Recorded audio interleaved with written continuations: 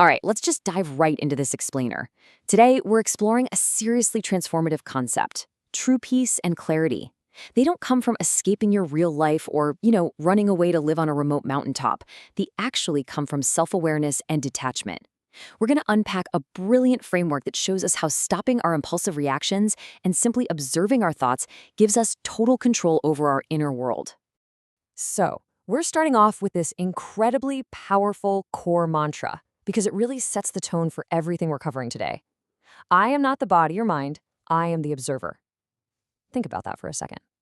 When we stop identifying with every single passing thought or, say, a racing heartbeat, and instead just observe them, we gain immense control over our inner world.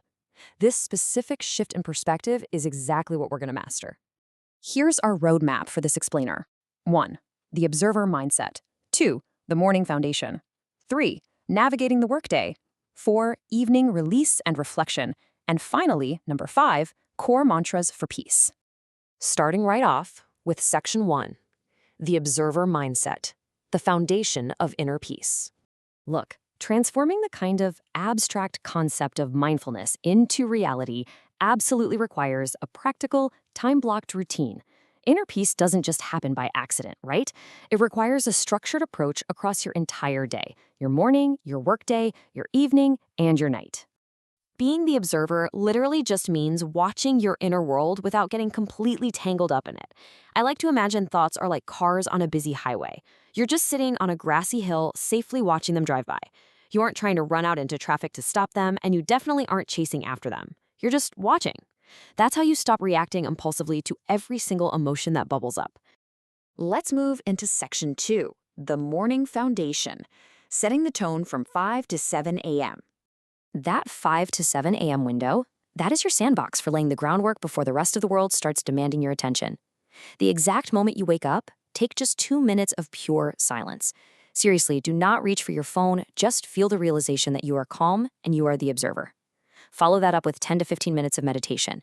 And again, you aren't trying to force your mind to go blank here. You're just practicing that observer habit, simply watching the thoughts drift by. Finally, you lock in your intentions with a positive affirmation. You mentally prepare yourself to handle whatever the day throws at you by stating, I will remain calm today. I will not react. Basically, you're handing your brain an instruction manual, like a suit of emotional armor for the next 16 hours.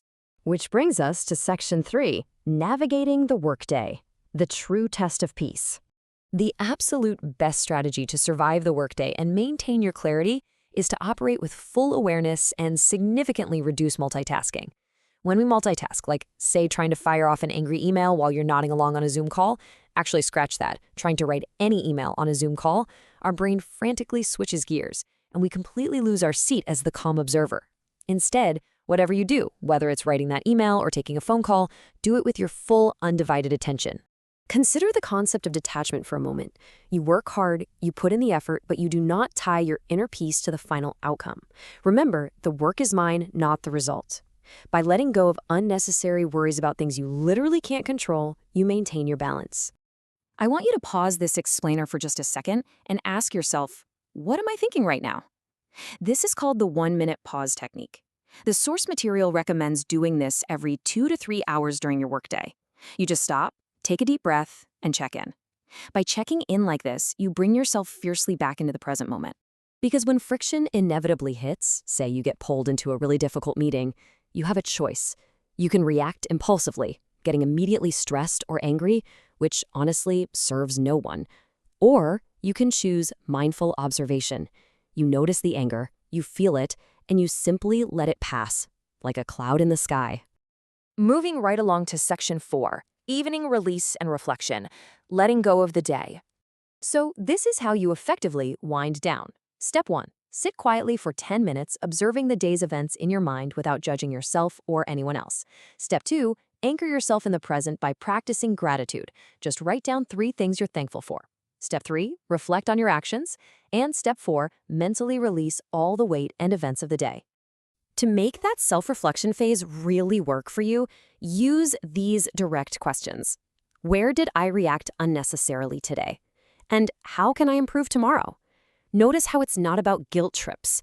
It's about objective observation. You're simply identifying unnecessary worries so you can let them go and have a much more balanced tomorrow. Then, to finalize your night routine and truly learn to let go before sleep, you mentally release the day's events by repeating this vital truth in your mind. Nothing is permanent. The stress of that afternoon meeting? Not permanent. The frustration you felt in traffic? Not permanent. Just let it all wash away. And finally, Section 5, Core Mantras for Peace, Additional Habits and Final Thoughts. Supporting your daily timeline are these very simple yet powerful lifestyle adjustments. First up, reduce social media and negative content. You simply can't cultivate inner peace if you're constantly flooding your brain with digital noise. Keep your life simple by minimizing endless desires. And importantly, consciously carve out just 5 to 10 minutes to be entirely alone every single day. No podcasts, no music, no family members, just you and your mind. When you step back and map out this idealized day, it really becomes a complete system for inner peace, doesn't it?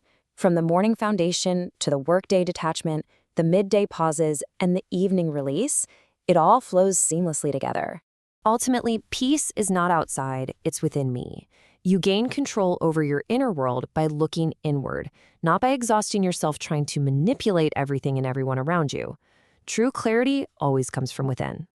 As you integrate this into your daily life, the results are profound.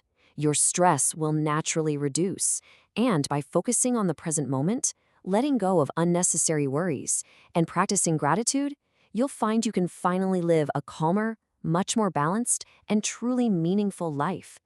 So, I want to leave you with this final vital thought. Are you going to continue letting your passing thoughts and impulsive emotions control you, or are you ready to become the observer and actually take control of your inner world today? The choice is entirely yours. Thanks so much for joining me for this explainer, and seriously, I highly recommend trying that 1-minute pause technique right now. Catch you next time.